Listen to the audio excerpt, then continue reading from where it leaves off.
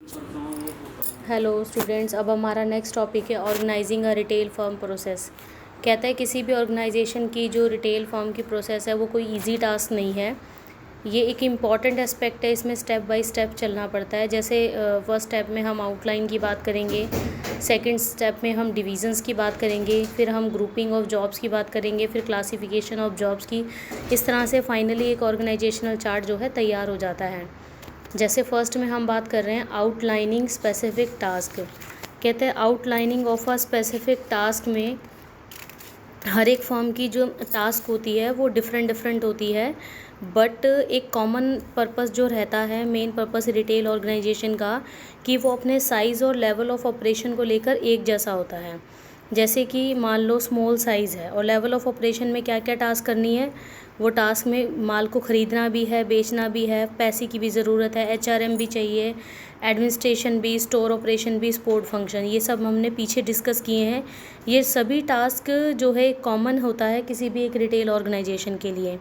जब हमने task decide कर ली, अब हमने उसको जॉब्स में डिवाइडेड करना है। तो जॉब्स में डिवाइडेड करने के लिए हम ये कहेंगे, जब हमने जॉब्स में इसको डिवाइडेड करना है तो अलग अलग लेवल पर अलग अलग लोग काम करते हैं, तो उनको उनकी रिस्पॉन्सिबिलिटीज़ और उनकी ड्यूटीज़ हमने असाइन करनी है ताकि उनको उसी काम के लिए रिस्पॉन्सिबल ठहराया जा सके।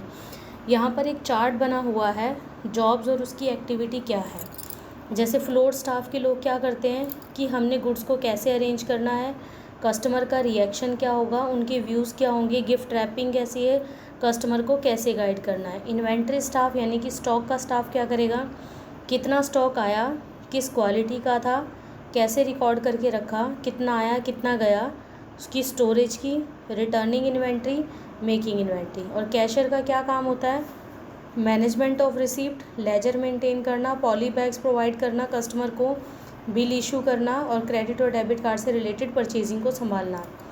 कस्टमर केयर स्टाफ क्या करता है, इन्वेंट्री, रिपेयर, ऑल्ट्रेशन, जो क्वेरीज है उसको अटेंड करना, कंप्लेंट्स करना, ये सारी चीज़ें। एचआर स्टाफ में वही recruitment, selection, training, sales, forecasting, budgeting, pricing, ये सारे आ जाते हैं। और जेनिटोरियल स्टाफ क्या होता है, जो क्लीनिंग का काम करता है, क्लीनिंग का, वॉशिंग का, रिपेयरिंग का, रैक्स और कैबिन्स की साफ़ सफाई करना। ये इसका मतलब है हमने अलग अलग जॉब्स की उनकी ग्रुपिंग कर दी, डिफरेंट डिफरेंट टास्क की को जॉब्स में डिवाइड कर दिया और उनको उसका काम असाइन कर दिया। फिर नेक्स्ट जो पॉइंट आता है वो आता है आपका जॉब क्लासिफिकेशन। जॉब क्लासिफिकेशन तीन तरह से हम करेंगे, फंक्शनल क्लासिफिकेशन, जोग्राफिकल क्लासिफिकेशन और product wise classification. Functional classification में एक रिटेल को ऑपरेट करते हुए कौन कौन सी टास्क परफॉर्म करनी है, जैसे मार्केटिंग, फाइनेंस, एचआरएम, ये इसमें तीन ज़्यादा इंपॉर्टेंट है। जोग्राफिकल में हम सबसे देखेंगे कि हमने अपना जो काम है, स्टोर है, वो रीजनल लेवल पर ऑपरेट करना है, नेशनल लेवल पर करना है या इंटरनेशनल लेवल पर करना है। जब लेवल डिसाइड हो जाते हैं फिर हमने एरिया डिसाइड करना है। फिर एरिया में सब डिवीज़न हो जाती है कि अगर हम नेशनल लेवल पर ऑपरेट करने जा रहे हैं तो हम उसको ईस्ट, वेस्ट, साउथ, नॉर्थ में डिवाइड कर देंगे, फिर इसकी भी आगे सब डिवीज़न हो जाएगी। प्रोडक्ट वाइज क्लासिफिकेशन में हमने ये देखना है कि हम किस टाइप का प्रोडक्ट बना रहे हैं। हमारे पास पेरिशेबल गुड्स है, हमने एक लाइन क्रिएट करनी कि हम गारमेंट्स का काम करना है, उस गारमेंट्स में भी हमने ये डिसाइड करना है लेडीज़, जेंट्स या किड्स के लिए करना है। तो ये सब हमारा जॉब क्लासिफिकेशन के अंदर आता है।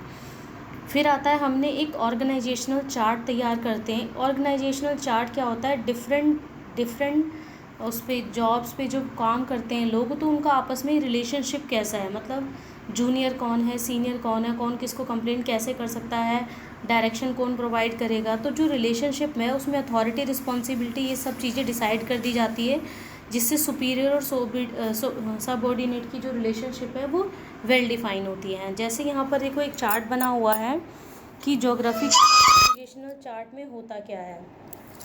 जोग्राफिकल ऑर्गेनाइजेशनल में सबसे पहले आते हैं हमारे वाइस प्रेसिडेंट। वाइस प्रेसिडेंट के अंडर आते हैं regional level, national level, international level. उसके भी नीचे आते हैं नेशनल लेवल के east zone, west zone, north zone, south zone, और इंटरनेशनल में कंट्री वाइज हम क्लासिफिकेशन कर देते हैं। फिर हमारा आता है फंक्शनल। फंक्शनल में वाइस प्रेसिडेंट के नीचे सेल्स मैनेजर काम करेगा, एचआर, फाइनेंस और स्टोर। प्रोडक्ट में कि आपका गारमेंट का काम है, ज्वेलरी का है या परफ्यूम का है। अगर गारमेंट का काम है तो जेंट्स गारमेंट का काम करते हो, लेडीज़ का या किड्स का। कंबाइंड हमने बनाना है तो हमारा वाइस प्रेसिडेंट, उसके नीचे सेल्स मैनेजर में भी एरिया डिसाइड हो गया, मार्केटिंग में भी एरिया हो गया, एचआर में भी एरिया हो गया। एचआर में जो एरिया हुआ सेकेंड एरिया, उसमें गारमेंट डिवीज़न मैनेजर और ज्वेलरी डिवीज़न मैनेजर आ जाएगा। थर्ड जो आएगा fourth, store manager, then finance manager.